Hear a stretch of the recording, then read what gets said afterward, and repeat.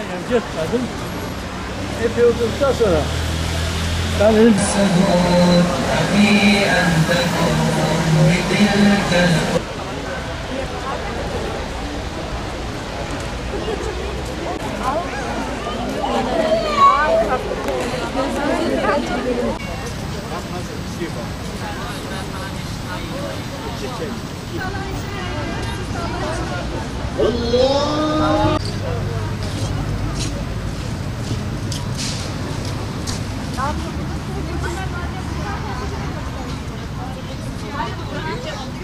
İsrail'in zulmünden artık ayağa kalkan Filistinli kardeşlerimiz, mücahit kardeşlerimiz yeter dediler, ayağa kalktılar. Biz burada boş kalamazdık.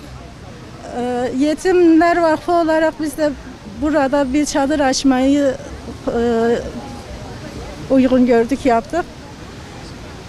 Sergi açtık. İnsanlarımızı burada bilgilendiriyoruz. Filistin'de yaşananları, İsrail'in zulümlerini anlatmaya çalışıyoruz.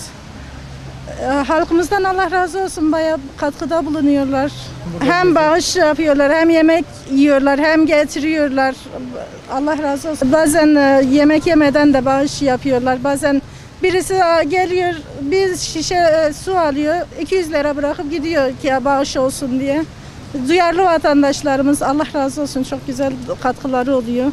Pazartesi günü açtık. O pazartesi gününden bu yana buradayız. Cumartesi günü inşallah sonlandıracağız.